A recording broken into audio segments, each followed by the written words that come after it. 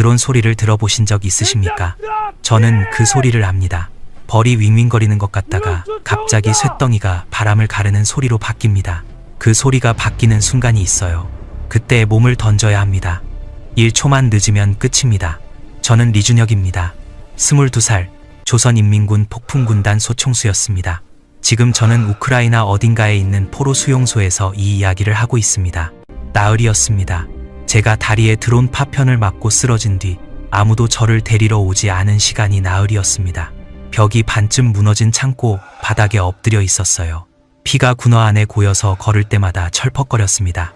바깥에서는 포성이 들렸고 가끔 드론이 지나갔습니다. 저는 자폭해야 했습니다. 우리는 그렇게 배웠습니다. 포로가 되느니 죽는 게 낫다고, 수류탄 핀을 뽑으라고. 그런데 저한테는 수류탄이 없었어요. 총알도 다 썼습니다. 죽을 도구가 없었습니다. 살아남은 게 죄가 되는 상황이었습니다. 떨리는 손으로 편지 한 장을 썼습니다. 그 편지가 어디까지 갔는지 아시나요? 이 이야기는 실제 탈북 사례들을 바탕으로 재창작한 것입니다. 여러분의 구독과 좋아요는 저에게 아주 큰 힘이 됩니다. 그리고 어느 지역에서 듣고 계시는지 댓글로 남겨주시면 반갑게 인사드리겠습니다. 어떻게 22살 소총수가 남의 나라 전쟁터에서 포로가 되고 편지 한 장이 어떤 결과를 초래했는지 그 이야기 지금 시작합니다.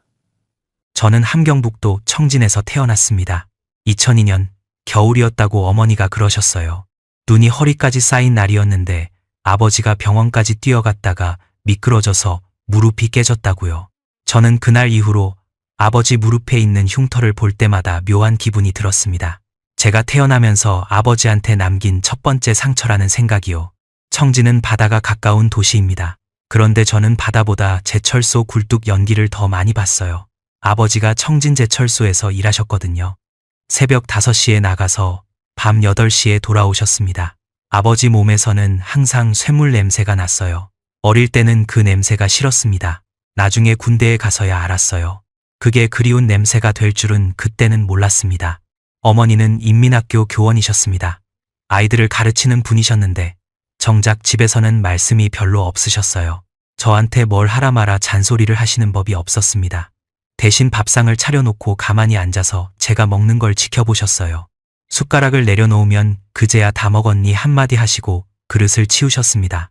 어머니의 사랑은 그런 식이었습니다. 말이 아니라 밥이었어요. 여동생 은별이는 저보다 5살 어립니다. 2007년에 태어났어요.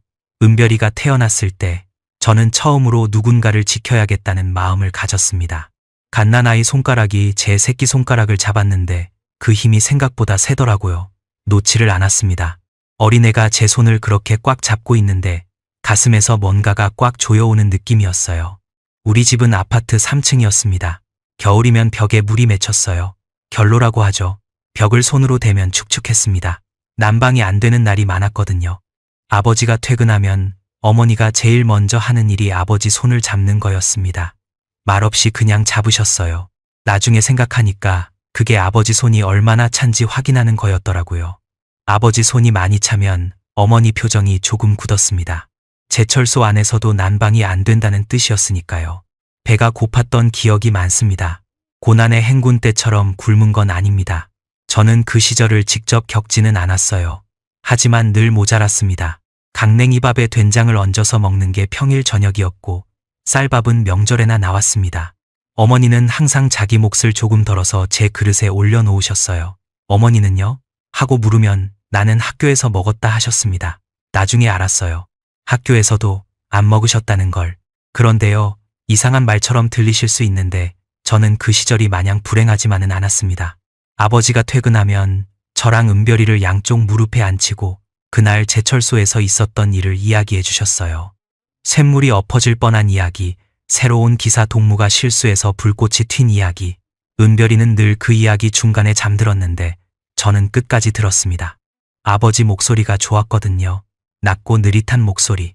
그 목소리를 들으면 배가 고픈 것도 방이 추운 것도 잠깐 잊어졌습니다. 아버지가 한 번은 저한테 이런 말씀을 하셨어요. 준혁아, 사람은 어디서든 살아남는다. 쇳물 앞에서도 살아남고 추위 앞에서도 살아남는다. 살아남는 게 사람이 하는 일이다. 그때는 그냥 아버지가 씩씩한 말을 하시는구나 했습니다. 그 말이 나중에 어떤 의미로 돌아올지 그때는 정말 몰랐습니다. 저는 17살에 입대했습니다. 2020년 4월이었어요. 북한에서 군대는 선택이 아닙니다. 17이 되면 가는 겁니다. 별 수 없었습니다. 저는 인민군 11군단에 배속됐습니다. 남한 사람들은 이 부대를 폭풍군단이라고 부르더군요. 포로 수용소에서 처음 들었습니다. 우리끼리는 그냥 11군단이라고만 했어요. 남한으로 치면 특수전사령부 같은 곳입니다. 특수작전을 전문으로 하는 부대였습니다. 입대 전날이었습니다. 어머니가 저를 부엌으로 부르셨어요. 식탁 위에 흰 손수건이 하나 놓여 있었습니다. 면으로 된 손수건이었는데 구석에 빨간 실로 글자가 순화져 있었어요. 순화, 어머니 이름이었습니다. 저는 그걸 보고 어머니 얼굴을 올려다봤습니다. 어머니는 아무 말씀도 안 하셨어요. 그냥 그 손수건을 접어서 제 손에 쥐어주셨습니다. 손이 따뜻했어요. 아버지처럼 차갑지 않았습니다. 저는 고맙습니다도 잘 다녀오겠습니다도 못했어요. 목이 막혔거든요. 고개만 한번 끄덕였습니다. 어머니도 고개를 한번 끄덕이셨어요. 우리 모자는 그렇게 작별했습니다. 말 한마디 없이요. 아버지는 출근하시면서 현관에서 제 어깨를 한번 잡으셨습니다. 꽉 잡으셨어요. 3초쯤이었을 겁니다. 그리고 놓으셨습니다. 가거라. 그게 전부였어요. 은별이만 울었습니다. 13살짜리 여동생이 제 군복 소매를 잡고 오빠 가지마 했는데 저는 그 손을 떼어내야 했습니다. 입대 첫날 부대에 도착하자마자 머리를 밀었습니다. 바리깡 소리가 귀 옆에서 윙윙거렸어요. 거울을 보니까 딴 사람 같았습니다. 제가 아닌 사람이 거울 안에 있었어요. 그 순간 깨달았습니다. 여기서부터는 리준혁이 아니라 그냥 전사 리준혁이라는 걸요. 폭풍군단 훈련은 혹독했습니다. 새벽 4시에 기상해서 밤 10시까지 훈련이 이어졌어요. 산악행군, 사격, 격투, 잠입훈련, 강원도 원산 인근 산악지대가 우리 훈련장이었습니다. 겨울에는 기온이 영하 20도 밑으로 떨어졌어요. 손가락이 구부러지지 않을 정도로 추웠는데 장갑은 없었습니다. 맨손에 총을 잡으면 쇠가 손바닥에 달라붙는 느낌이었어요. 총을 놓으면 손바닥 껍질이 벗겨졌습니다. 훈련 중에 가장 많이 들은 말이 있습니다. 포로가 되지 마라. 교관이 거의 매일 이 말을 했습니다. 포로가 되는 것은 조국에 대한 배반이다. 포로가 될 상황이면 수류탄 핀을 뽑아라. 적에게 잡히느니 자폭하라. 저는 그 말을 의심해 본 적이 없었습니다. 당연한 말이라고 생각했어요. 조국을 위해 죽는 것, 그게 군인이 할 일이라고 믿었습니다. 그때 저는 정말 그렇게 믿었습니다. 여러분이 보시기엔 세뇌라고 생각하실 수도 있어요. 맞을 겁니다. 하지만 17살부터 그 말만 듣고 자란 사람한테는 그게 공기 같은 겁니다. 공기를 의심하는 사람은 없잖아요. 2023년에 저는 상등병으로 진급했습니다. 그해 같은 분대로 한 사람이 왔어요. 최영수, 20살이었습니다. 평양 출신인데 평양 사람답지 않게 텁텁한 구석이 있었어요. 말이 많고 웃음이 해프고 훈련 중에도 뒤에서 궁시렁거렸습니다. 처음에는 저는 영수가 별로였습니다. 저는 조용한 편이거든요. 그런데 영수는 가만히 있질 못했어요. 형, 밥 먹으러 가자. 형, 오늘 훈련 빡셌다 그치? 형, 나 입대 전에 기관사 되고 싶었는데 영수가 저한테 형이라고 부른 건 입대 첫날부터였습니다. 같은 분대니까 형이라고 하겠다면서요. 제가 군대에서 형이 어딨냐고 했더니 영수가 웃으면서 동무라고 부르면 정 안 가잖아요. 했습니다. 저는 그 말에 할 말이 없었어요. 영수는 진짜로 기관사가 되고 싶었던 사람입니다. 군대 오기 전에 평양역 근처에서 기차가 지나가는 걸 매일 봤대요. 형, 나 기관사 되면 형 태워줄게. 평양에서 청진까지. 창문 열고 바다 보여줄게. 저는 청진까지 가는 기차가 있기는 하냐고 했더니 영수가 없으면 만들면 되지 했습니다. 그때 저는 웃었어요. 군대 와서 처음 웃었던 것 같습니다. 영수랑은 그렇게 가까워졌습니다. 훈련이 끝나면 막사 뒤에 나란히 앉아서 하늘을 봤어요. 영수는 별을 좋아했습니다. 형, 별이 참 많다. 평양에서는 이렇게 안 보이거든 하면 저는 청진에서도 잘 보인다 했고 영수는 그럼 제대하면 같이 청진 가자, 별 보러 했습니다. 저는 그래라고만 했습니다. 그게 약속이 될 줄은 몰랐어요. 지킬 수 없는 약속이 될 줄은요. 2023년 겨울 훈련 중에 일이 하나 있었습니다. 같은 중대에 있던 전사 하나가 행군 도중에 쓰러졌어요. 영양실조였습니다. 군의관이 와서 보더니 고개를 저었어요. 밥을 못 먹어서 이 지경이 된 거다. 그 전사는 들것에 실려갔습니다. 그 뒤로 돌아오지 않았어요. 저는 그날 밤 막사에 누워서 천장을 봤습니다. 잠이 오지 않았어요. 우리는 조국을 지키라고 여기 있는 건데 그 조국이 밥 한 끼를 제대로 못 주고 있었습니다. 그 생각이 머릿속에 한번 들어오니까 빠지질 않았어요. 이 나라가 우리를 지켜주고 있는 건가? 그 질문을 처음 한 게 그때였습니다. 그런데 저는 그 질문을 누구한테도 하지 못했어요. 말로 꺼내면 끝나는 겁니다. 자아 비판, 전체 앞에서 자기 잘못을 고백하는 자리에서 끌려 나올 수도 있고 보위부에 불려갈 수도 있습니다. 저는 그 질문을 가슴에 묻었습니다. 참았습니다. 그런데 그 질문은 묻어도 죽지 않았어요. 가끔 불쑥 올라왔습니다. 배식줄에 서서 강냉이죽을 받을 때, 훈련 중에 동료가 기절할 때, 밤에 막사에서 누군가가 끙끙 앓는 소리를 들을 때, 그때마다 저는 이를 악물었습니다. 또 참았습니다. 군 생활 3년 동안 저는 그 질문을 안고 살았습니다. 겉으로는 모범적인 전사였습니다. 사격 성적이 좋았고, 체력 검정에서 늘 상위권이었고, 상등병 진급도 빨랐어요. 교관들이 저를 칭찬했습니다. 리준혁 동무는 혁명 전사의 모범이다. 저는 그 말을 들으면서도 속으로는 다른 생각을 하고 있었습니다. 모범이 뭡니까? 밥도 제대로 못 먹으면서. 그 말을 입 밖에 낸 적은 한 번도 없습니다. 하지만 가슴 속에서는 점점 커지고 있었어요. 물이 두 가래에서 차오르듯이 보이지 않는 곳에서 서서히. 이번에도 참았습니다. 2024년 9월, 제가 21였을 때, 그날 아침은 평소와 다를 게 없었습니다. 새벽 4시 기상, 구보, 조회. 그런데 조회가 끝나고 중대장이 저를 따로 불렀어요.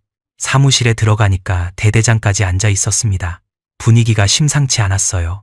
대대장이 서류 한 장을 탁자 위에 올려놓았습니다. 저는 거기 적힌 글자를 봤어요. 특별 임무 파견 대상자. 그 밑에 제 이름이 있었습니다. 리준혁. 저는 심장이 한번 크게 뛰는 걸 느꼈습니다. 특별 임무라는 말이 뭘 뜻하는지 그 순간에는 정확히 몰랐어요. 대대장이 입을 열었습니다. 동무는 위대한 수령님의 뜻에 따라 우방국에 파견되는 영광을 얻었다. 우방국, 러시아였습니다. 저는 그 자리에서 아무 말도 하지 못했습니다. 머릿속이 하얘졌어요. 러시아라는 단어가 귀에 들어왔는데 의미로 변환이 되지 않았습니다. 우리 부대에서 러시아에 간다는 소문이 돈 적은 있었어요. 하지만 소문은 소문이었고 저는 그게 제 이야기가 될 거라고는 생각하지 않았습니다. 대대장이 말을 이었습니다. 이 사실을 가족에게 알리면 안 된다. 어디로 가는지도 무엇을 하는지도. 동무가 이 자리에서 들은 것은 이 자리에서 끝나는 것이다. 저는 고개를 끄덕였습니다. 별 수 없었습니다. 그날 밤 막사에 돌아왔을 때 영수가 제 얼굴을 보더니 물었어요. 형, 무슨 일 있어요? 안색이 안 좋아. 저는 아무것도 아니다 라고 했습니다. 영수는 더 묻지 않았어요. 대신 자기 몫의 빵을 반쪽에서 제 손에 쥐어줬습니다. 아무 말 없이요. 그때 저는 알지 못했습니다. 영수도 같은 서류에 이름이 올라가 있었다는 걸, 우리 둘 다 같은 곳으로 가게 될 거라는 걸, 그리고 영수가 거기서 돌아오지 못할 거라는 걸. 저는 어머니에게 전화를 하고 싶었습니다. 한마디만 하고 싶었어요. 어머니, 저 멀리 가게 됐습니다. 그 한마디를 못했습니다. 부대에서 개인 통화는 허가가 있어야 했고 파병 대상자에게는 통신 자체가 금지됐거든요. 그날 밤 저는 침대에 누워서 어머니의 손수건을 꺼냈습니다. 흰 면에 빨간 실로 순화, 코에 갖다 대면 아무 냄새도 나지 않았어요. 입대한 지 3년이 넘었으니까요. 된장 냄새도 어머니 손의 온기도 다 사라지고 없었습니다. 그런데 이상하게 눈을 감으면 냄새가 났어요. 기억 속의 냄새. 어머니가 저녁밥 지을 때 부엌에서 나던 그 냄새. 저는 손수건을 접어서 군복 안주머니에 넣었습니다. 어머니는 아직도 제가 원산 훈련소에 있는 줄 아실 겁니다. 제가 러시아에 갔다는 것도, 전쟁터에 서 있었다는 것도, 지금 포로 수용소에 있다는 것도 모르실 겁니다. 가끔 생각합니다. 어머니가 이 사실을 아시면 어떤 표정을 지으실까? 우시진 않을 겁니다. 우리 어머니는 우는 분이 아니거든요. 그냥 가만히 앉아 계시겠죠. 식탁 앞에 앉아서 빈 그릇을 바라보고 계시겠죠. 그 장면을 상상하면 저는 숨이 막힙니다. 파병 통보를 받고 2주가 지났습니다. 그 2주 동안 저는 매일 똑같은 훈련을 했어요. 새벽 기상, 구보, 사격, 격투. 달라진 건 하나도 없었습니다. 그런데 제 안에서는 모든 게 달라져 있었어요. 훈련장에서 총을 잡으면 손이 떨렸습니다. 전에는 안 그랬거든요. 3년을 잡아온 총인데 갑자기 무게가 다르게 느껴졌습니다. 이 총으로 관역이 아니라 사람을 쏴야 할 수도 있겠구나. 그 생각이 손끝까지 내려왔습니다. 영수한테는 말을 못했습니다. 파병 사실을 아는 사람은 저와 중대장, 대대장 뿐이었어요. 영수 옆에 앉아 있으면서도 속이 답답했습니다. 하고 싶은 말이 목까지 차올랐는데 삼킬 수밖에 없었어요. 영수가 옆에서 형, 오늘 별이 참 밝다 하면 저는 그렇네 하고 말았습니다. 평소 같았으면 청진별이 더 밝다 정도는 했을 텐데 그 2주 동안은 입이 무거웠어요. 그런데 열흘쯤 지났을 때였습니다. 영수가 저한테 왔어요. 평소와 달리 표정이 굳어 있었습니다. 영수가 작은 목소리로 말했어요. 형, 나도 가게 됐어. 저는 가슴이 철렁했습니다. 어디 하고 물었더니 영수가 저를 한참 바라보다가 형이 가는데 했습니다. 그 순간 저는 두 가지 마음이 동시에 들었습니다. 하나는 안도였어요. 혼자가 아니라는 안도. 다른 하나는 공포였습니다. 영수까지 가야 한다는 공포. 이 두 감정이 뒤섞여서 저는 아무 말도 못하고 영수의 어깨를 한번 잡았습니다. 아버지가 저한테 했던 것처럼요. 꽉 잡았다가 놓았습니다. 영수는 고개를 끄덕였어요. 그걸로 된 거였습니다. 우리 사이에는 말이 필요 없었습니다. 2024년 10월 중순, 저와 영수를 포함한 약 300명이 부대를 떠났습니다. 새벽이었어요. 사시의 기상에서 군장을 꾸렸습니다. 짐이라고 할 것도 없었어요. 군복 1벌, 속옷 2벌, 세면도구, 그리고 제 안주머니에 어머니의 손수건, 그게 전부였습니다. 트럭에 올라탔습니다. 캔버스 덮개가 쳐져 있어서 바깥이 보이지 않았어요. 어디로 가는지 아무도 말해주지 않았습니다. 저는 트럭 바닥에 앉아서 진동에 몸을 맡겼습니다. 옆에 영수가 있었어요. 영수도 아무 말이 없었습니다. 평소에 입이 쉬지 않던 사람이 입을 다물고 있으니까 오히려 그게 더 무서웠어요. 몇 시간을 달렸는지 모릅니다. 트럭이 멈추고 캔버스를 걷으니까 기차역이었습니다. 어느 역인지 표지판을 못 봤어요. 우리는 줄을 지어 화물 열차에 올라탔습니다. 객차가 아니라 화물칸이었습니다. 바닥에 짚을 깔아 놓은 게 전부였어요. 창문은 작은 환기구 하나뿐이었습니다. 열차가 움직이기 시작했습니다. 덜컹거리는 소리가 온몸을 흔들었어요. 저는 환기구 틈으로 바깥을 봤습니다. 산이 보였습니다. 조선의 산. 낮은 산이 끝없이 이어지고 있었어요. 해가 뜨고 있었는데 산등성이가 주황색으로 물들어 있었습니다. 저는 그 풍경을 오래 봤습니다. 왜 그랬는지 모르겠어요. 그냥 눈을 뗄 수가 없었습니다. 나중에 생각하니까 아마 느꼈던 것 같습니다. 이 산을 다시 볼 수 있을까? 그 불안이 눈을 붙잡아 놓은 거였어요. 영수가 옆에서 작은 소리로 말했습니다. 형, 기차 타 봤으니까 됐다. 기관사는 못 되어도 기차는 탔잖아. 저는 웃어야 할지 울어야 할지 몰랐습니다. 그냥 그래 라고만 했습니다. 열차는 이틀을 달렸습니다. 중간에 한 번 멈췄는데 문이 열리지는 않았어요. 바깥에서 러시아어가 들렸습니다. 처음 듣는 말이었습니다. 억양도 리듬도 아무것도 알아들을 수 없었어요. 저는 그 순간 깨달았습니다. 여기서부터는 말이 통하지 않는 세계라는 걸요. 총소리는 어디서나 같은 소리일 텐데 사람의 말은 통하지 않는 겁니다. 그 사실이 묘하게 두려웠어요. 블라디보스토크에 도착한 건 2024년 10월 하순이었습니다. 항구 도시라고 들었는데 저는 바다를 보지 못했어요. 트럭에서 트럭으로 바로 옮겨 탔거든요. 다만 냄새는 맡았습니다. 짠 바다 냄새. 청진에서 맡던 것과 비슷한데 조금 달랐어요. 더 차갑고 더 날카로운 냄새였습니다. 같은 바다인데 다른 나라 바다는 냄새도 다르구나. 그런 쓸데없는 생각을 했습니다. 러시아 극동의 훈련소에 도착했을 때 저는 처음으로 러시아 군인을 가까이서 봤습니다. 우리보다 덩치가 컸어요. 키도 크고 어깨도 넓었습니다. 그 사람들이 우리를 보는 눈이 묘했어요.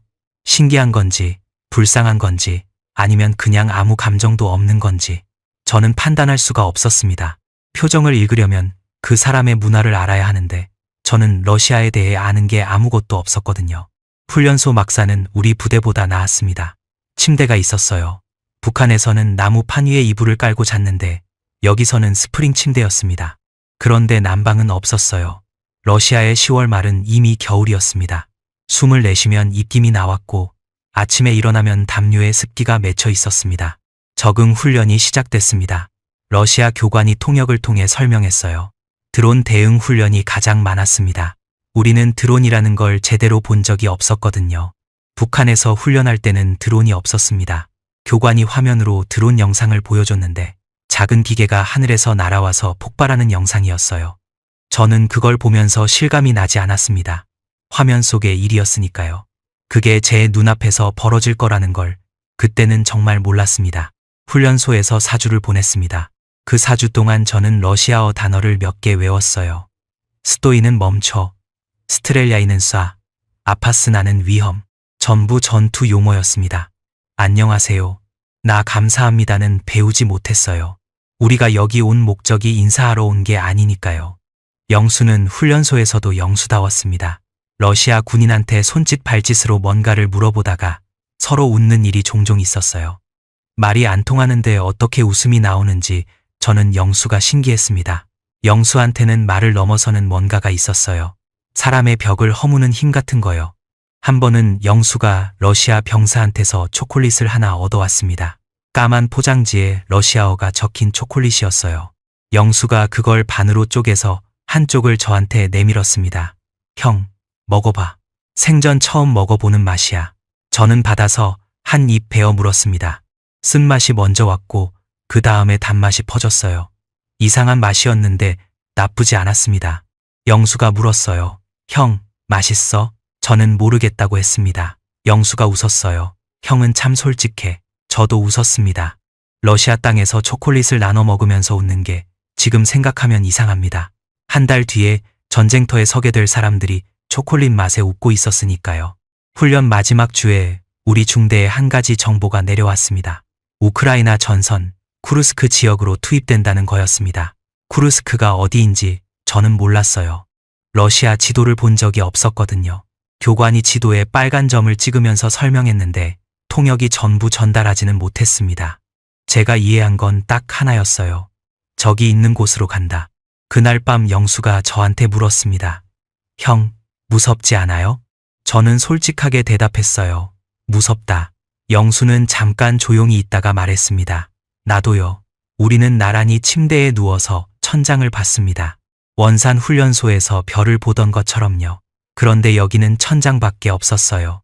콘크리트 천장. 별은 보이지 않았습니다. 영수가 말했어요. 형, 우리가 왜 여기 있는 거예요?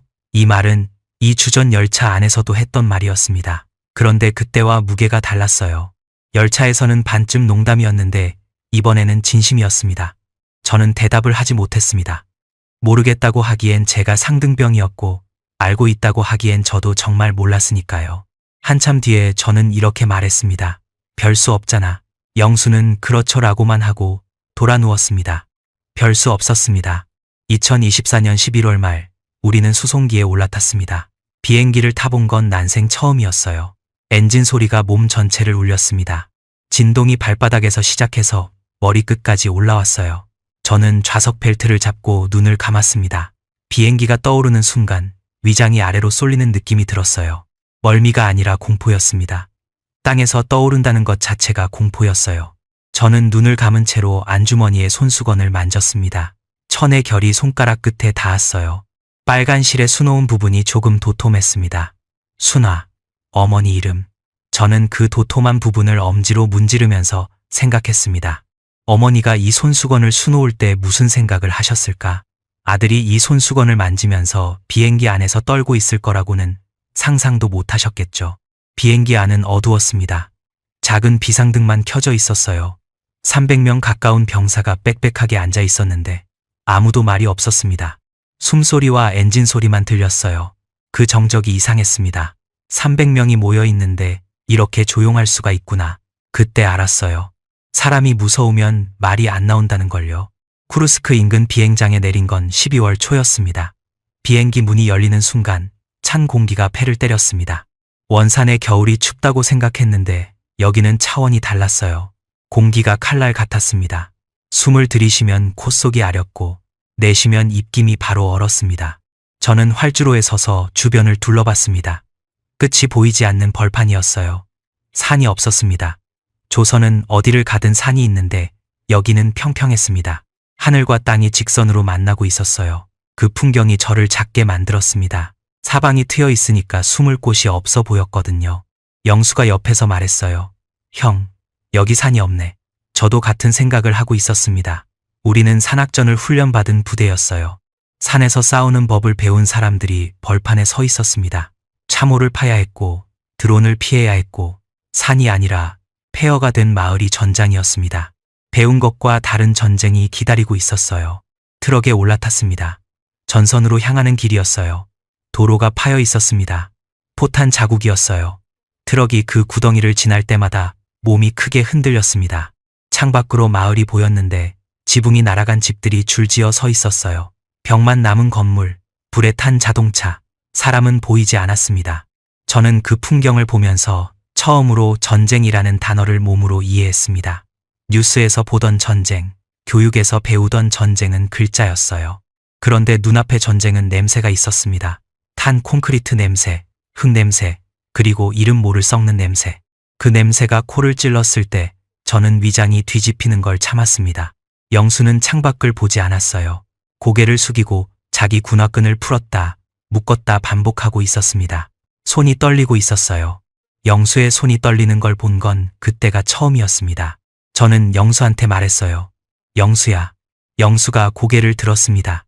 저는 할 말을 잊었어요. 아무것도 떠오르지 않았습니다. 그래서 그냥 이렇게 말했어요. 같이 가자. 영수가 눈을 깜빡이더니 작게 고개를 끄덕였습니다. 네, 형. 트럭이 멈췄습니다. 저는 짐을 챙기고 뒤쪽 문으로 내렸어요. 군화가 얼어붙은 흙을 밟았습니다. 딱딱한 감촉이 발바닥을 통해 올라왔어요. 쿠르스크 전선이었습니다.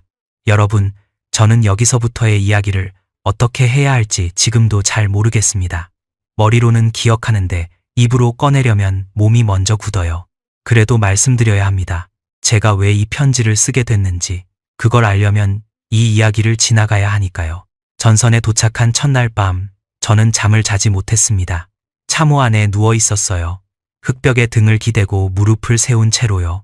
머리 위로 하늘이 보였습니다. 별이 있었어요. 원산 훈련소에서 영수랑 봤던 것 같은 별이었는데 같은 별이 맞는지 확신이 없었습니다. 하늘은 같은데 땅이 다르면 별도 달라 보이더라고요. 포성이 들렸습니다. 멀리서요. 쿵 하는 소리가 땅을 타고 전해져 왔어요. 처음에는 천둥인 줄 알았습니다. 그런데 천둥은 한 번 치고 끝나잖아요. 이건 끊기지 않았어요. 쿵, 쿵, 쿵쿵. 간격이 불규칙했습니다. 저는 그 소리를 들으면서 심장이 같은 박자로 뛰는 걸 느꼈습니다. 몸이 포성에 맞춰지고 있었어요. 제 의지와 상관없이요. 옆에 있던 영수가 속삭였습니다. 형, 저거 포소리죠? 저는 그래라고만 했어요. 영수가 한참 뒤에 다시 말했습니다. 가까워지면 어떡하죠? 저는 대답을 하지 못했습니다. 가까워지면 어떡하냐고요? 저도 몰랐으니까요. 다음 날 아침 우리 중대는 전방진지로 이동했습니다. 이동이라고 해봤자 참호에서 참호로 기어가는 거였어요. 고개를 들면 안 됐습니다. 저격수가 있을 수 있다고 했거든요. 저는 배를 깔고 흙 위를 기었습니다. 팔꿈치가 얼어붙은 땅에 긁히면서 뜨거웠어요. 추운데 뜨거운 겁니다. 살이 찢어지니까요. 전방진지에 도착했을 때 저는 처음으로 전쟁의 잔해를 가까이서 봤습니다. 참호 벽에 핏자국이 있었어요. 누군가의 피였습니다. 마르면서 거무스름하게 변해 있었어요. 벽에 손을 짚으려다가 그 자국을 보고 손을 뗐습니다. 누구의 피인지 알 수 없었어요. 러시아 군인인지, 우크라이나 군인인지, 아니면 우리보다 먼저 온 조선 군인인지. 중대장이 상황을 설명했습니다. 우리 앞에 투입됐던 부대가 큰 피해를 입었다고 했어요. 정확한 숫자는 말해주지 않았습니다. 상당한 손실이라고만 했어요. 저는 상당한이라는 단어의 무게를 그때는 몰랐습니다. 나중에 알았어요. 상당하다는 건 셀 수 없다는 뜻이었습니다. 첫 교전은 전방진지에 도착한 지 사흘째 되는 날이었습니다. 새벽이었어요. 안개가 짙었습니다. 앞이 20m도 보이지 않았어요. 저는 참호에서 총을 잡고 전방을 주시하고 있었습니다. 손이 곱아서 방아쇠에 제대로 걸리지 않았어요. 장갑이 없었거든요. 북한에서도 장갑이 없었고 러시아에서도 지급받지 못했습니다. 그때 윙 하는 소리가 들렸습니다. 드론이었습니다. 소리가 오른쪽에서 왔어요. 저는 고개를 돌렸습니다. 안개 속에서 시커먼 점 하나가 보였어요. 작았습니다. 새보다 작았어요. 그런데 그게 빠르게 커지고 있었습니다. 우리 쪽으로 오고 있었어요. 엎드려. 누군가가 소리쳤습니다. 저는 참호 바닥에 몸을 던졌어요. 1초도 안 돼서 폭발음이 터졌습니다. 흙이 머리 위로 쏟아졌어요. 귀가 먹먹해졌습니다. 눈을 뜨니까 흙먼지 사이로 아무것도 보이지 않았어요. 첫 번째 드론이었습니다. 고막이 울리는 상태에서 저는 일어났습니다. 머리를 털어내고 총을 찾았어요. 총이 흙에 반쯤 묻혀 있었습니다. 꺼내서 흙을 털었어요. 손이 떨렸지만 총을 놓으면 안 된다는 건 알고 있었습니다. 훈련에서 몸에 배어 있었거든요. 생각보다 몸이 먼저 움직인다는 말이 거짓말이 아니었어요. 두 번째 드론이 왔습니다. 이번에는 왼쪽에서요. 저는 봤어요.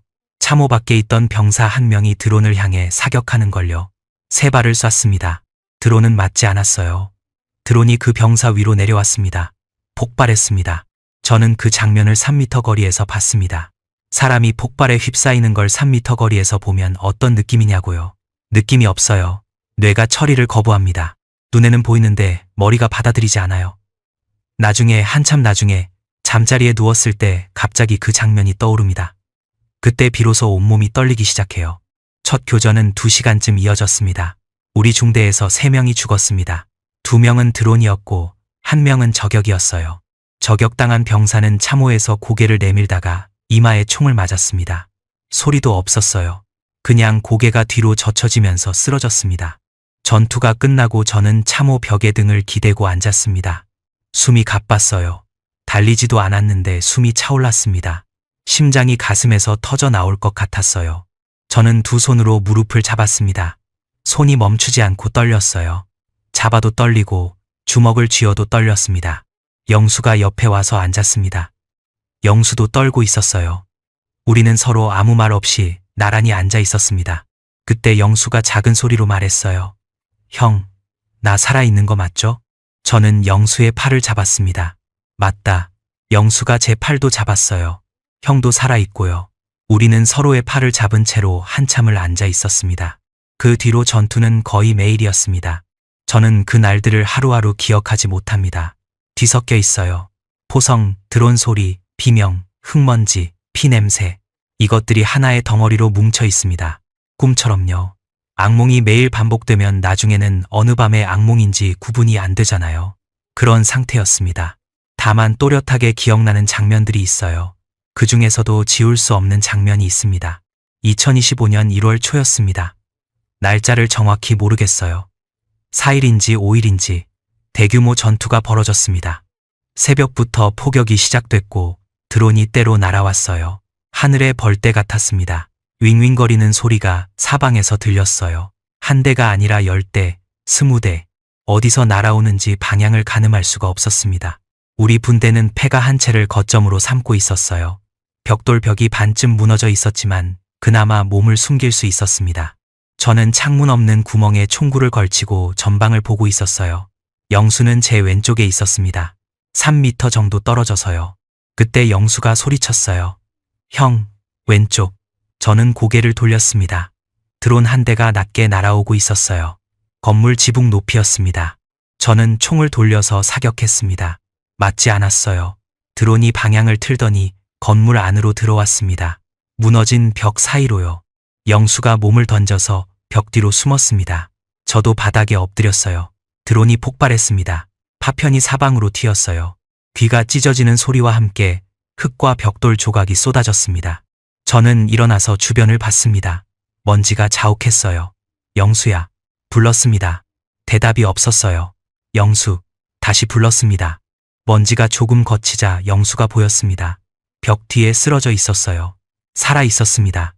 눈이 멀뚱멀뚱 떠져 있었어요. 형, 나 괜찮아요.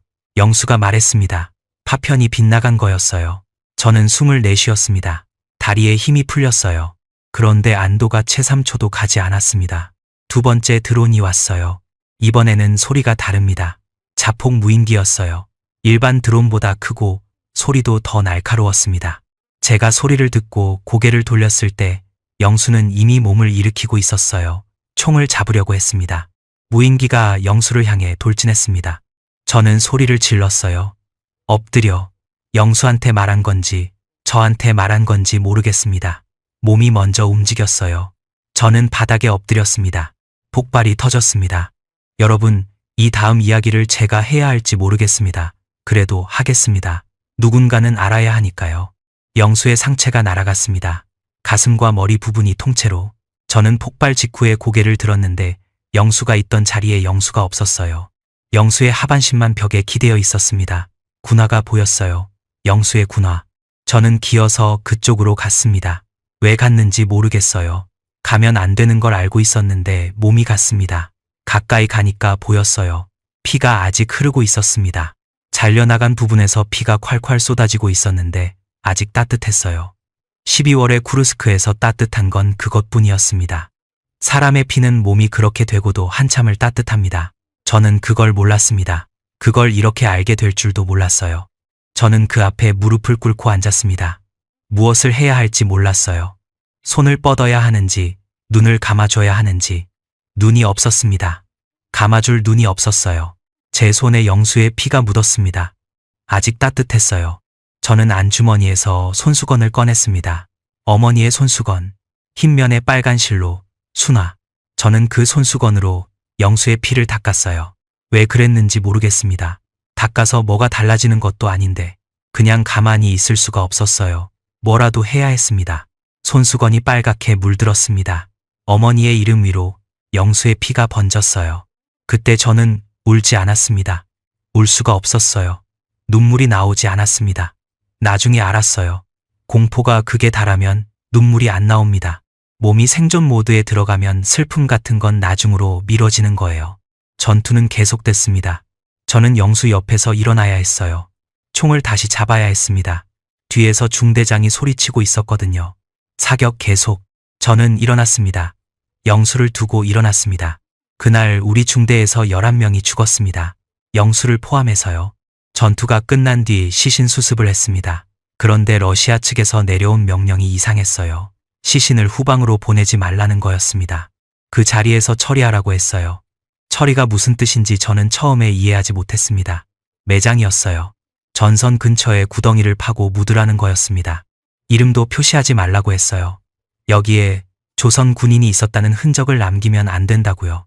러시아도 조선도 우리가 여기 있다는 사실 자체를 인정하지 않고 있었으니까요. 살아있을 때도 없는 사람이었는데 죽어서도 없는 사람이어야 했습니다. 저는 삽을 잡았습니다. 얼어붙은 땅을 팠어요. 삼날이 땅에 부딪힐 때마다 팔에 충격이 올라왔습니다. 손에 물집이 잡혔고 물집이 터져서 피가 났어요. 저는 그 피를 느끼면서도 삽질을 멈추지 않았습니다. 영수를 묻었습니다. 이름표도 없이, 표지도 없이, 러시아 벌판 한가운데 아무도 모르는 구덩이에. 영수의 어머니는 영수가 어디에 묻혀 있는지 영영 모를 겁니다. 제 어머니처럼 영수의 어머니도 아들이 전쟁에 갔다는 것조차 모르고 계시겠죠. 평양 어딘가에서 아들이 돌아오기만 기다리고 계실 겁니다. 저는 영수를 묻고 나서 참호에 돌아와 앉았습니다. 안주머니에서 손수건을 꺼냈어요. 영수의 피가 마르면서 갈색으로 변해 있었습니다. 순화라는 글자가 피 아래에 묻혀 잘 보이지 않았어요. 저는 그때 처음으로 그 질문을 다시 꺼냈습니다. 우리가 왜 여기 있는 거예요? 영수가 했던 말이었습니다. 열차 안에서, 러시아 훈련소에서 영수가 2번이나 했던 질문. 저는 그때마다 대답을 못했어요. 별 수 없잖아 라고만 했습니다. 그런데 영수가 죽고 나니까 그 질문이 다르게 들렸어요. 별 수 없다는 게 대답이 될 수 없었습니다.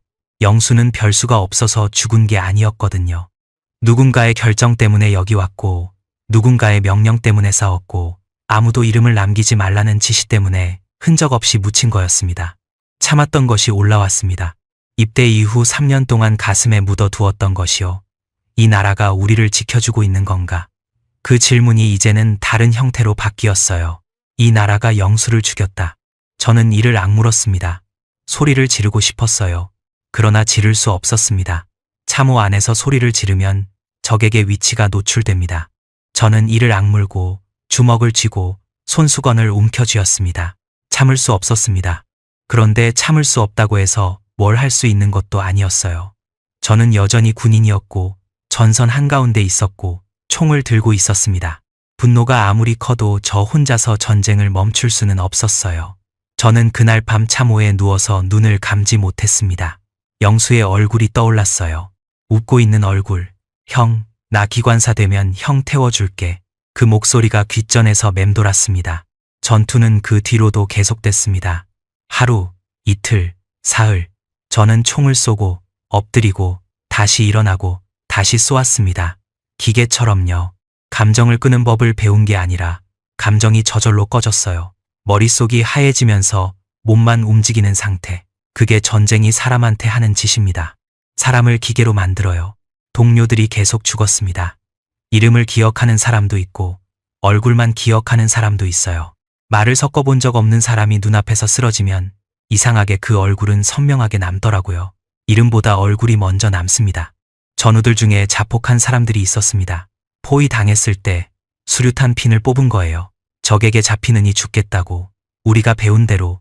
저는 그 소리를 들었어요. 폭발음을. 그리고 그 뒤의 정적을. 자폭한 전우의 시신은 수습할 것도 없었습니다. 여러분은 이해가 안 되실 수도 있어요. 왜 스스로 목숨을 끊느냐고. 저도 지금은 그 질문을 합니다. 하지만 그 전선에서 그 교육을 받고 그 공포 속에 있으면 당연한 것이 됩니다. 포로가 되면 조국에 대한 배반이고 가족이 벌을 받는다고 배웠으니까요. 자폭은 용기가 아니라 공포의 다른 이름이었어요. 죽음이 무서운 게 아니라 살아서 받을 벌이 더 무서운 거였습니다. 영수가 죽고 며칠 뒤였습니다. 정확한 날짜를 모릅니다. 그때쯤 되면 날짜 감각이 없어져요. 해가 뜨면 싸우고 해가 지면 참호에 눕고 그게 전부였습니다. 그날 우리 분대는 전방 이동 명령을 받았어요. 적 진지에 가까이 접근해서 정찰하라는 거였습니다. 6명이 나갔어요. 저는 그중 한 명이었습니다. 영수가 없는 분대. 영수가 있던 자리에 다른 사람이 와 있었는데 저는 그 사람의 이름을 기억하지 못합니다. 우리는 폐허가 된 마을을 따라 이동했어요. 집터 사이를 뛰고 벽 뒤에 숨고 다시 뛰고 숨이 턱까지 찼습니다. 영하의 공기를 들이마시니까 폐가 타는 것 같았어요. 입안에서 피 맛이 났습니다. 낡은 창고 하나가 보였어요. 콘크리트 벽에 지붕이 반쯤 날아간 건물이었습니다. 분대장이 손짓으로 그 안에 들어가라고 했어요. 저는 몸을 낮추고 창고 안으로 들어갔습니다. 바닥에 깨진 유리와 콘크리트 파편이 널려 있었어요. 군화 밑에서 유리가 바스락거렸습니다. 그때 소리가 들렸습니다. 윙, 드론이었어요. 저는 반사적으로 벽 쪽으로 몸을 던졌습니다. 벽에 등을 붙이고 하늘을 봤어요. 지붕이 없으니까 하늘이 바로 보였습니다. 드론 한 대가 창고 위를 선회하고 있었어요. 저를 본 건지 아닌지 알 수 없었습니다. 제가 뛰어 들어가는 걸 봤을 겁니다. 드론이 방향을 꺾더니 창고 안으로 내려왔어요. 저는 바닥에 엎드렸습니다. 폭발이 터졌어요. 왼쪽 종아리에 뭔가가 박히는 느낌이 들었습니다. 뜨겁지 않았어요. 오히려 차가웠습니다. 쇠조각이 살을 뚫고 들어왔는데 처음에는 통증이 없었어요. 나중에 알았습니다. 아드레날린이 통증을 막고 있었던 거였어요. 저는 일어나려고 했습니다. 왼쪽 다리가 말을 듣지 않았어요. 힘을 줘도 무릎이 펴지지 않았습니다. 고개를 숙여서 다리를 봤어요. 군복 바지가 찢어져 있었고 그 사이로 피가 흐르고 있었습니다. 파편이 종아리에 박혀 있는 게 보였어요. 쇠조각 끝이 살 밖으로 삐져나와 있었습니다. 바깥에서 총소리가 들렸어요. 분대원들이 교전 중이었습니다. 저는 소리를 지르고 싶었어요. 여기 있다. 나 여기 있다. 그런데 소리를 지르면 적에게도 들립니다. 저는 입을 다물었습니다. 기어서 벽 쪽으로 이동했어요. 팔로 바닥을 짚으면서요. 유리 조각이 손바닥을 찔렀습니다. 아팠어요. 다리보다 손바닥이 먼저 아팠습니다. 이상하죠. 파편이 박힌 다리보다 유리 조각에 찔린 손바닥이 더 아프다니. 몸이 이상한 순서로 아픈 거였어요. 벽에 기대어 앉았습니다. 숨을 쉬려고 했는데 가슴이 조여왔어요. 공포가 뒤늦게 밀려들었습니다. 죽겠구나. 그 생각이 처음으로 또렷하게 들었어요. 바깥의 총소리가 점점 멀어졌습니다. 분대가 후퇴하고 있었어요. 저를 두고요. 저는 벽에 기대어 앉아서 멀어지는 총소리를 들었습니다. 소리가 작아질수록 제 안에 공포가 커졌어요. 아무도 오지 않았습니다. 해가 졌습니다. 창고 안이 어두워졌어요. 기온이 더 떨어졌습니다. 다리에서 피가 계속 흘렀어요. 군복 소매를 찢어서 종아리를 묶었습니다. 지혈을 해야 한다는 건 훈련에서 배웠거든요. 손이 미끄러웠어요. 피 때문에 매듭을 3번 만에 겨우 묶었습니다. 밤이 왔습니다. 별이 보였어요. 지붕이 없으니까요. 원산에서 봤던 별, 참호에서 봤던 별, 그리고 이 창고에서 보는 별, 같은 별인데 매번 다르게 보였어요. 이번에는 별이 너무 멀었습니다. 닿을 수 없다는 게 눈에 보였어요. 저는 안주머니에서 손수건을 꺼냈습니다. 영수의 피로 물든 손수건. 어둠 속에서 글자는 보이지 않았지만 손가락 끝으로 순화에 수놓은 자리를 더듬었어요. 도톰한 실밥이 느껴졌습니다. 어머니 생각이 났어요. 어머니가 이 손수건을 수놓을 때 한 땀 한 땀 바늘을 찔렀을 거잖아요. 빨간 실을 꿰고 천에 바늘을 넣고 빼고 그 반복을 하면서 어머니는 무슨 생각을 하셨을까? 우리 준혁이가 이걸 만지면 엄의 생각이 나겠지. 그런 생각을 하셨을까? 어머니, 납니다. 지금 납니다. 그런데 저는 지금 어머니한테 갈 수가 없습니다. 그 밤을 버텼습니다. 다음 날도 버텼어요. 그 다음 날도 아무도 오지 않았습니다. 물이 없었어요. 목이 탔습니다. 바닥에 얼음을 긁어서 입에 넣었어요. 흙맛이 났습니다. 배가 고팠는데 배고픔보다 목마름이 더 견디기 어려웠어요. 다리의 통증은 둘째 날부터 본격적으로 시작됐습니다. 쑤시는 게 아니라 타들어가는 느낌이었어요. 잠이 들었다가 통증에 깨고 다시 잠들었다가 또 깼습니다. 나흘째 되던 날이었습니다. 발소리가 들렸어요. 여러 명이었습니다. 군화 소리. 저는 몸을 웅크렸습니다. 아군인지 적군인지 알 수 없었어요. 총은 옆에 있었지만 총알이 없었습니다. 수류탄이 있었으면 핀을 뽑았을까? 그 순간 저는 진지하게 생각했어요. 교육받은 대로 자폭했을까? 정말 그랬을까? 모르겠습니다. 수류탄은 없었습니다. 총알도 없었습니다. 저한테 남은 건 피 묻은 손수건 한 장뿐이었어요. 문이 열렸습니다. 아니, 문이 없었어요. 문틀만 남아 있었는데 거기로 사람이 들어왔습니다. 군복을 입고 있었어요. 우리 군복이 아니었습니다. 색깔이 달랐어요. 피부색도 달랐습니다. 우크라이나 군인이었습니다.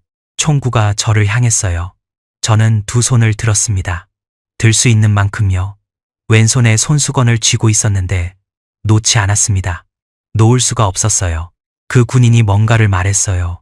알아듣지 못했습니다. 러시아어도 아니었어요. 우크라이나어였겠죠.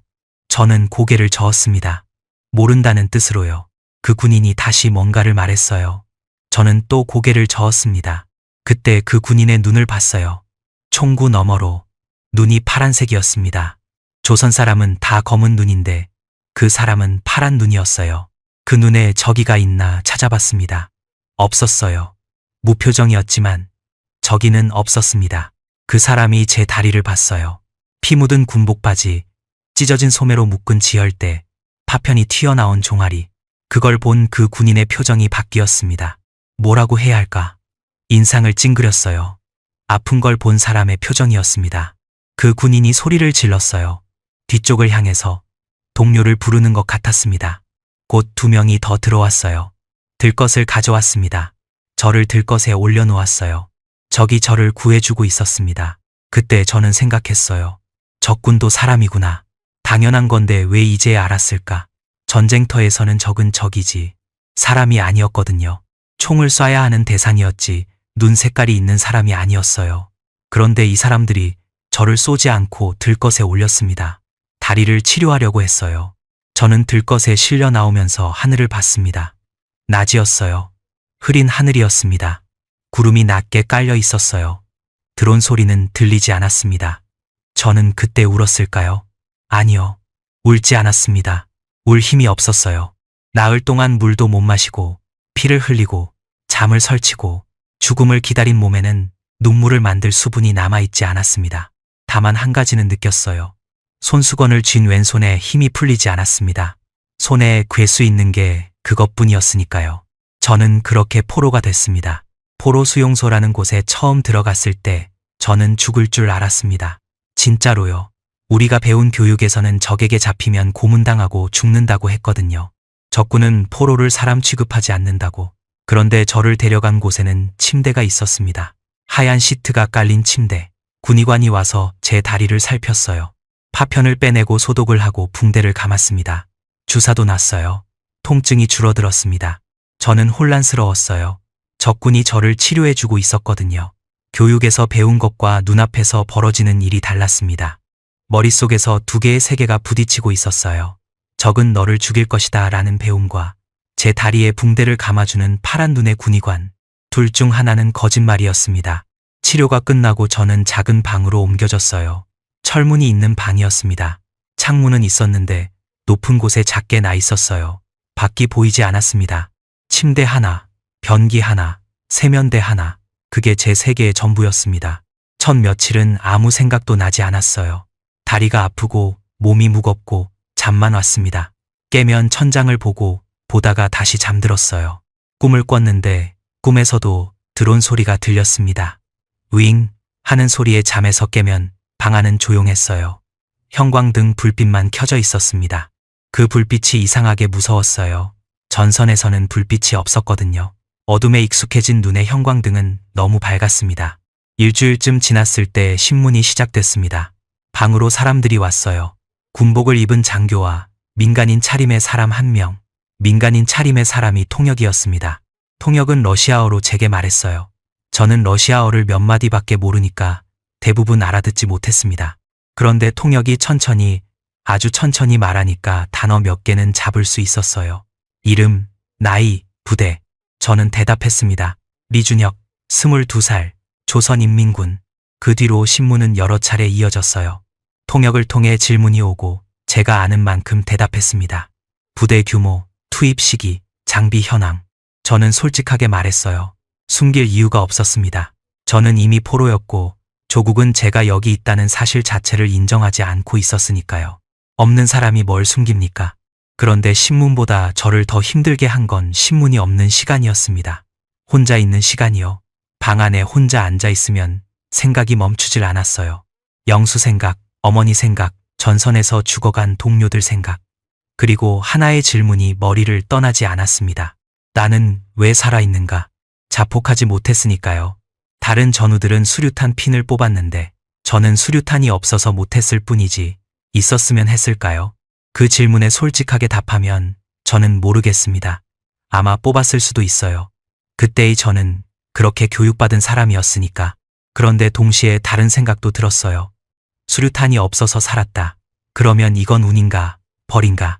살아남은 게 행운인가, 죽지 못한 게 형벌인가? 이 질문이 저를 잠 못 들게 했습니다. 어느 날 밤이었어요.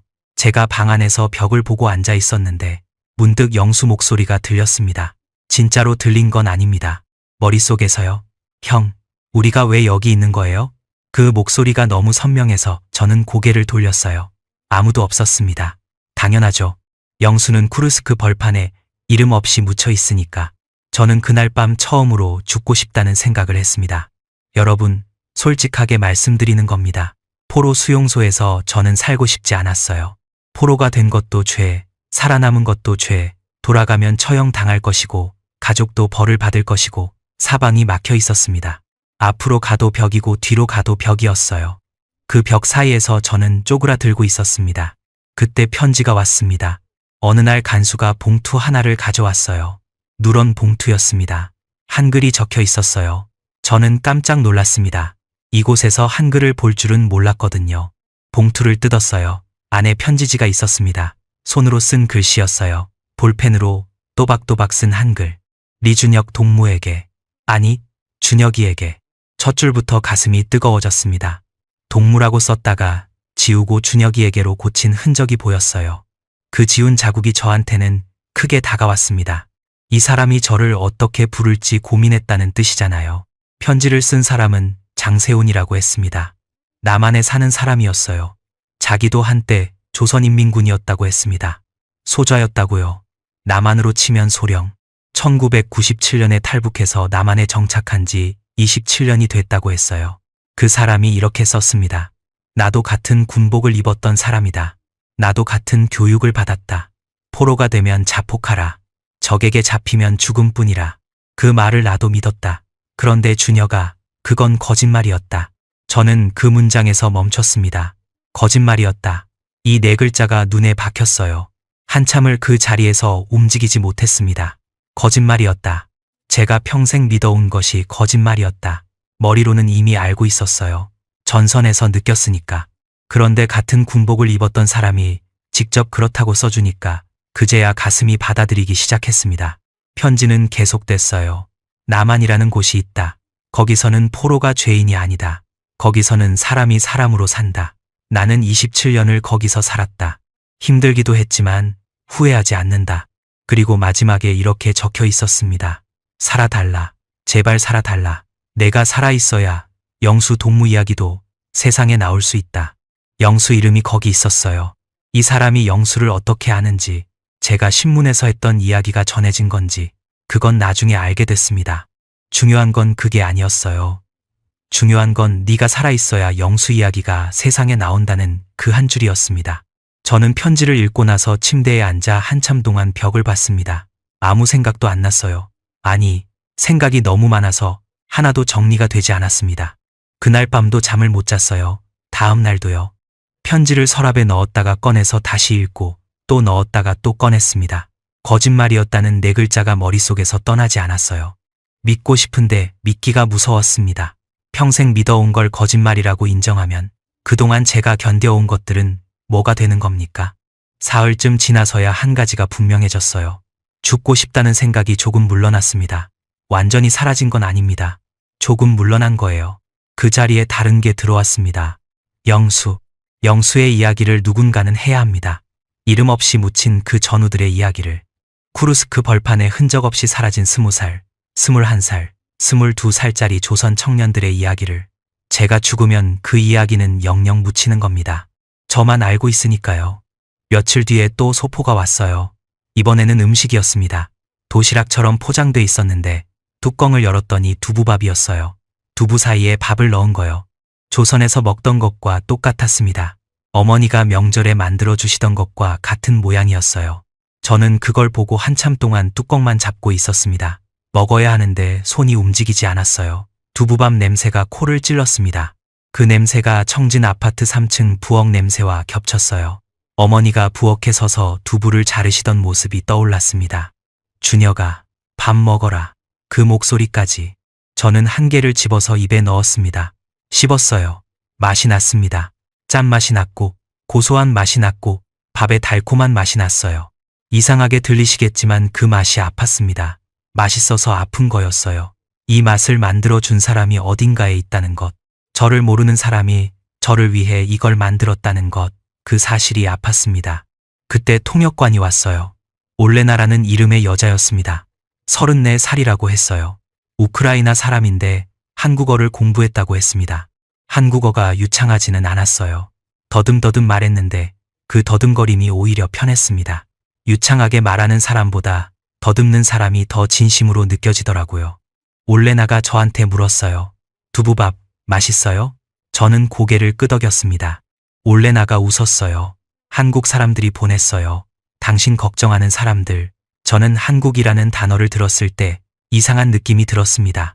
한국, 남조선, 우리가 적이라고 배운 곳, 그곳 사람들이 저한테 두부밥을 보냈다고요.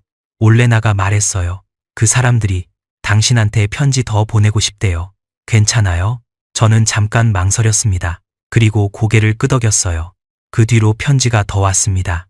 장세훈이라는 사람한테서, 그리고 다른 사람들한테서도. 남한에 사는 탈북민들이었어요.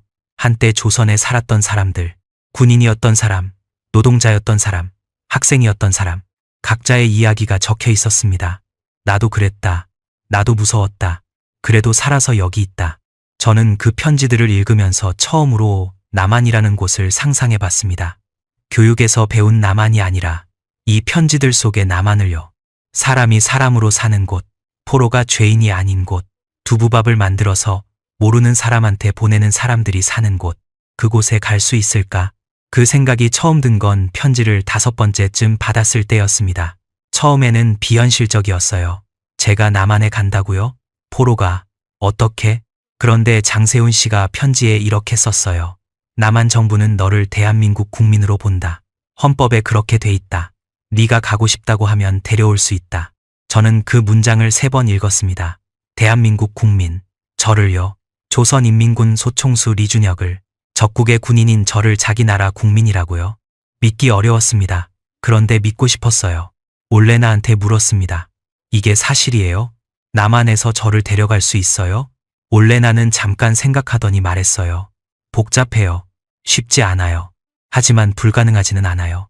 올레나의 한국어는 더듬거렸지만 불가능하지 않다는 말은 또렷했습니다. 그날 밤 저는 침대에 누워서 천장을 봤어요. 형광등 불빛이 아까와 달라 보였습니다. 무섭지 않았어요. 그냥 밝았습니다. 저는 결심을 하는데 시간이 좀 걸렸습니다. 바로 가겠다고 한 건 아니에요. 이유가 있었습니다. 어머니였어요. 제가 남한에 간다는 게 알려지면 조선에 계신 어머니가 어떻게 되실까? 아버지는, 은별이는 제가 포로가 된 것만으로도 가족에게 벌이 갈 텐데 남한에 귀순까지 하면 가족이 어떻게 되는지 저는 알고 있었습니다. 정치범 수용소, 관리소, 그 이름만 들어도 온몸에 소름이 돋는 곳에 제 가족이 끌려갈 수 있었어요. 저는 그 생각에 며칠을 잠을 못 잤습니다. 남한에 가면 저는 살지만 가족이 죽는 거고 조선에 돌아가면 저는 죽지만 가족은 살 수도 있는 거고 어떻게 하든 누군가가 대가를 치러야 했어요. 올레나한테 이 고민을 말했더니 올레나가 한참 동안 아무 말도 못했습니다. 그러더니 이렇게 말했어요. 당신이 살아야 가족을 도울 기회라도 있어요. 죽으면 아무것도 못해요. 올레나의 한국어는 더듬거렸지만 논리는 또렷했습니다. 장세훈 씨한테도 편지로 물었어요. 같은 질문을요. 장세훈 씨는 이렇게 답했습니다. 나도 같은 고민을 했다. 27년 전에 나도 가족을 두고 왔다. 솔직히 말하면 그 죄책감은 지금도 있다. 하지만 내가 살아있으니까 가족을 위해 기도라도 할 수 있다. 죽은 사람은 기도도 못한다. 저는 그 편지를 읽고 안주머니에서 손수건을 꺼냈습니다. 영수의 피가 마른 갈색 자국, 그 아래에 어머니의 이름, 순화. 저는 그 이름을 손가락으로 더듬으면서 생각했어요. 어머니라면 뭐라고 하실까? 어머니는 말씀이 없는 분이셨습니다. 뭘 하라 마라 잔소리를 안 하셨어요. 대신 밥을 차려주시고 제가 먹는 걸 지켜보시고 다 먹었니 한마디 하시는 분이셨습니다. 그런 어머니가 만약 지금 제 앞에 계시다면 아마 이렇게 하셨을 겁니다. 아무 말 없이 밥 한 그릇을 제 앞에 놓으시고 제가 먹는 걸 지켜보시고 다 먹으면 다 먹었니 하시고 그리고 가만히 제 손을 잡으셨을 겁니다. 살아라. 그 말을 하신 적은 없지만 어머니의 모든 행동이 그 말이었어요. 밥이 살아라였고 다 먹었니가 살아라였고 손수건이 살아라였습니다. 저는 결심했어요. 올레나한테 말했습니다. 남한에 가고 싶습니다. 올레나가 눈이 커졌어요. 한참을 저를 보더니 고개를 끄덕였습니다. 알겠어요. 전달할게요. 그 뒤로 일이 움직이기 시작했습니다. 남한 정부에서 사람이 왔어요. 어떤 직함인지 정확히는 모르겠습니다. 그 사람이 저를 만나서 여러 가지를 물었습니다. 저는 대답했어요. 한국에 가고 싶습니다. 그 사람이 고개를 끄덕였습니다. 알겠다. 최선을 다하겠다. 국정원이라는 곳에서도 연락이 왔다고 올레나가 전해줬어요. 국정원이 뭐냐고 물었더니 올레나가 한국의 정보기관이라고 했습니다. 남한으로 치면 보위부 같은 건데 다른 점이 있다고요. 당신을 잡으러 온 게 아니라 데려가려고 온 거예요. 올레나가 그렇게 말했을 때 저는 보위부라는 단어에 몸이 먼저 굳었어요. 반사적이었습니다. 그런데 데려가려고 온 거라는 말에 몸이 다시 풀렸습니다. 저는 편지를 쓰기로 했습니다. 제 손으로 직접 쓰는 편지, 제가 한국에 가고 싶다는 뜻을 담은 편지. 올레나가 종이와 펜을 가져다 줬어요. 저는 침대에 앉아서 종이를 무릎 위에 놓았습니다. 펜을 잡았어요. 손이 떨렸습니다. 전선에서 총을 잡을 때보다 더 떨렸어요. 총은 몸이 기억하는 거라 떨림이 없었는데 펜은 제 의지로 잡는 거여서 떨림이 있었습니다. 스스로 선택한다는 건 이렇게 떨리는 거였어요. 저는 썼습니다. 한국에 계시는 분들을 친부모처럼 생각합니다. 한국 품속에 가기로 마음먹었습니다. 이 문장을 쓰는데 30분이 걸렸습니다. 글자 하나하나가 무거웠어요. 한국이라는 글자를 쓸 때 손이 멈췄습니다. 이 두 글자를 쓰는 순간 돌이킬 수 없다는 걸 알았거든요. 조선으로 돌아가는 문이 완전히 닫히는 거였습니다. 그래도 썼습니다. 이번에는 별수가 있었습니다. 제 손으로 선택한 것이었습니다. 제가 쓴 편지는 남한에 전해졌습니다. 장세훈 씨가 활동하는 탈북민 단체를 통해서였어요. 편지가 공개되자 남한에서 큰 반응이 있었다고 올레나가 전해줬어요. 방송에도 나왔대요. 제 편지가요. 저는 편지를 쓸 때 그게 방송에 나올 거라고는 생각하지 못했습니다. 그냥 보내고 싶었을 뿐이에요. 제 마음을 누군가에게 전하고 싶었을 뿐 남한 정부에서 공식 입장이 나왔다고 했습니다. 외교부라는 곳에서요. 북한군 포로는 헌법상 대한민국 국민이며 귀순 의사가 확인되면 전원 수용한다. 올레나가 이 문장을 천천히 읽어줬어요. 저는 전원 수용이라는 말에 귀가 멈췄습니다. 전원이요. 저 한 사람만이 아니라 같은 처지의 사람이면 전부 받아준다는 뜻이었어요. 국정원도 움직였다고 했습니다. 우크라이나 정부와 협의를 시작했다고요. 저를 한국으로 데려오기 위해서. 국정원이라는 곳이 저를 잡으러 온 게 아니라 데려가려고 온 거라는 올레나의 말이 사실이었습니다. 그런데요, 일이 그렇게 간단하지는 않았어요. 러시아와 우크라이나 사이에 포로 교환 협상이 진행되고 있었거든요. 300명이 넘는 포로를 맞교환하는 거였습니다. 그 명단에 저는 포함되지 않았어요. 러시아도, 조선도 저의 존재를 공식적으로 인정하지 않았으니까요. 러시아 군인이 아니라는 이유로 러시아 포로 명단에 올라가지 않았고, 조선 군인이라는 걸 조선이 인정하지 않으니까 조선 포로 명단도 없었습니다. 저는 어디에도 속하지 않는 사람이었어요. 러시아도 아니고, 조선도 아니고, 우크라이나도 아닌, 전쟁터에서 싸웠는데 어느 나라 군인도 아닌 사람, 없는 사람이었습니다. 어느 나라 군인도 아닌 사람. 올레나가 조심스럽게 말했어요. 시간이 걸릴 수 있어요. 많이 걸릴 수도. 저는 고개를 끄덕였습니다. 시간이 걸리는 건 참을 수 있어요. 나흘을 창고에서 버텼으니까요. 다만 하나가 무서웠습니다. 전쟁이 끝나면 어떻게 되느냐는 거였어요. 올레나가 설명해 줬습니다. 제네바 협약이라는 게 있대요. 전쟁이 끝나면 포로를 원래 나라로 돌려보내야 한다는 국제법이라고요. 그 말을 듣는 순간 또 벽이었습니다. 겨우 문이 보였는데 그 앞에 또 벽이 서 있었어요. 그 법대로라면 저는 조선으로 돌아가야 합니다. 조선으로 돌아가면 저는 죽습니다. 포로가 된 것, 남한에 가겠다고 한 것, 편지를 쓴 것, 전부 죄니까요. 전쟁이 끝나기 전에 저를 한국으로 보내야 한다는 거였어요. 시간의 압박이었습니다. 전쟁이 내일 끝날 수도 있고 1년 뒤에 끝날 수도 있는 거잖아요. 아무도 모르는 겁니다. 장세훈 씨는 편지에 이렇게 썼어요. 포기하지 마라. 우리가 움직이고 있다. 국제 변호사를 선임하고 있고 유엔에도 연락하고 있다.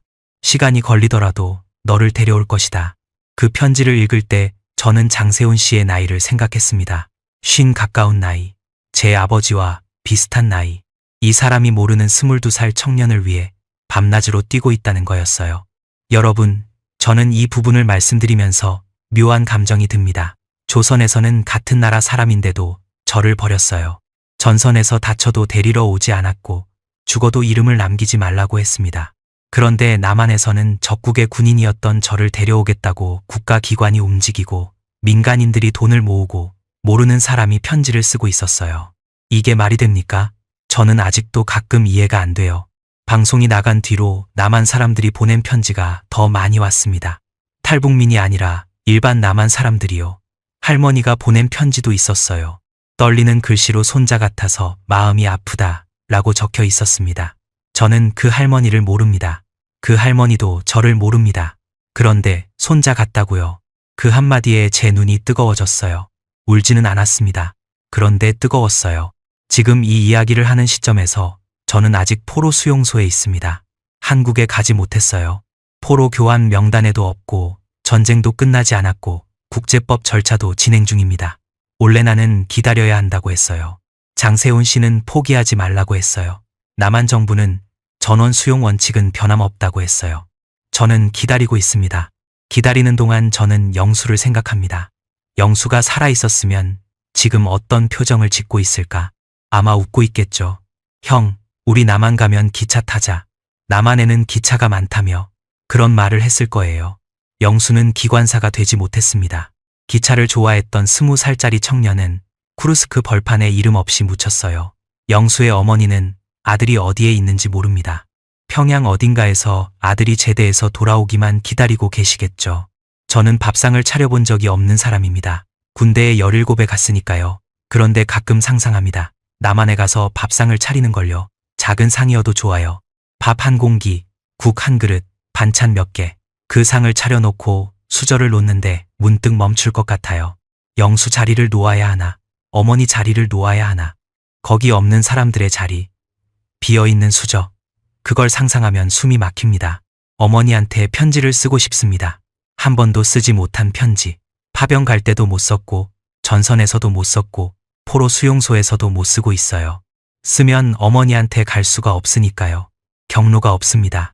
제가 여기 있다는 사실을 어머니가 알면 더 위험해지시니까요. 그래서 저는 이 이야기를 대신합니다. 어머니한테 직접 말할 수 없는 것들을 여러분한테 말씀드리는 겁니다. 어머니, 저는 살아있습니다. 어머니가 수놓아 주신 손수건이 아직 제 안주머니에 있어요. 피가 묻었습니다. 제 피가 아니라 제 전우의 피예요. 그 전우 이야기는 나중에 제가 직접 해드릴게요. 꼭 해드리겠습니다. 아버지가 하신 말씀 기억합니다. 사람은 어디서든 살아남는다. 저는 살아남았습니다. 쇳물 앞에서도 아니고 추위 앞에서도 아니고 전쟁 앞에서 살아남았어요. 살아남는 게 사람이 하는 일이라고 하셨죠. 저는 사람이 하는 일을 했습니다. 은별아, 오빠 미안하다. 군복 소매 잡았을 때 떼어내서 미안하다. 오빠가 꼭 돌아갈게. 돌아가는 곳이 바뀌었을 뿐이야. 약속은 지킬게. 여러분, 저는 이 이야기를 왜 하는 건지 다시 한번 생각합니다. 제 이야기를 해서 뭐가 달라지냐고 물으실 수도 있어요. 달라집니다. 제가 입을 열지 않으면 영수는 영영 없는 사람이 됩니다. 이름 없이 묻힌 수백 명의 조선 청년들이 영영 없는 사람이 됩니다. 러시아 벌판에서 남의 나라 전쟁에 끌려와 죽은 20살, 21살, 22살짜리 아이들이 존재하지 않았던 사람이 됩니다. 저는 그게 싫어서 살기로 했습니다. 죽고 싶었는데 살기로 했습니다. 영수 때문에, 어머니 때문에, 그리고 이름 모를 남한 할머니가 손자 같다고 써준 편지 때문에 조국을 지키라고 총을 줬습니다. 그 조국이 저를 버렸습니다. 전선에서 다쳐도 데리러 오지 않았고 죽어도 이름을 남기지 말라고 했습니다. 그래서 저는 조국을 다시 고르기로 했습니다. 제 첫 번째 조국은 저를 총알로 만들었습니다. 제가 고른 두 번째 조국은 저를 사람으로 불러줬습니다. 이 편지가 닿을 곳을 저는 믿습니다. 이야기를 끝까지 들어주셔서 감사합니다. 지금 이 순간에도 쿠르스크 전선에서는 포성이 울리고 있을 겁니다. 그리고 저는 이곳 포로 수용소에서 다음 편지를 기다리고 있습니다. 여러분이 보내주시는 관심이 저한테는 편지와 같습니다. 드론 소리를 들어보신 적 있으십니까? 저는 그 소리를 압니다. 그런데 지금 이 방에서는 들리지 않습니다. 대신 다른 소리가 들려요. 제 심장 소리, 살아있는 소리, 그 소리가 닿을 곳을 믿습니다.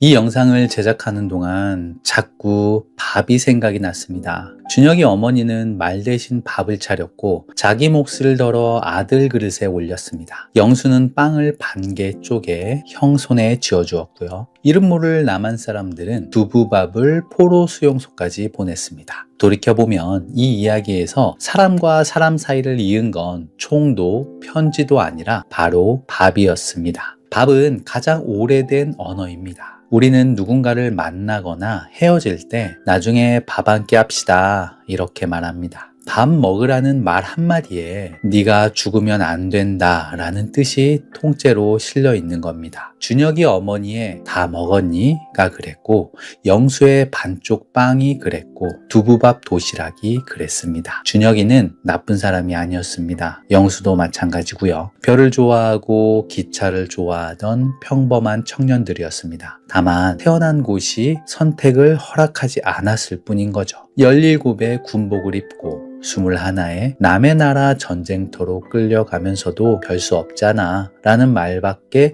할 수 없었던 체제 속의 개인. 저는 그 별 수 없음이 가장 잔인한 폭력이라고 생각합니다. 사람에게서 선택지를 빼앗는 것, 그것이 총알보다 먼저 사람을 죽입니다. 그래서 준혁이가 떨리는 손으로 펜을 잡고 한국에 가고 싶습니다 라고 쓴 순간이 이 이야기의 진짜 핵심이라고 생각합니다. 난생 처음 스스로 고른 문장이었으니까요. 체제가 빼앗은 선택을 편지 한 장으로 되찾은 겁니다. 쿠르스크 벌판 어딘가에 이름 없이 묻힌 청년들이 있을 겁니다. 본인들이 선택할 수 없었던 삶을 살다가 선택할 수 없었던 죽음을 맞이한 아이들입니다. 이 이야기가 그 아이들의 묘비 하나쯤은 될 수 있기를 바랍니다. 오늘은 여기까지입니다. 시청해주셔서 감사합니다. 지금까지 탈북 감동 스토리였습니다.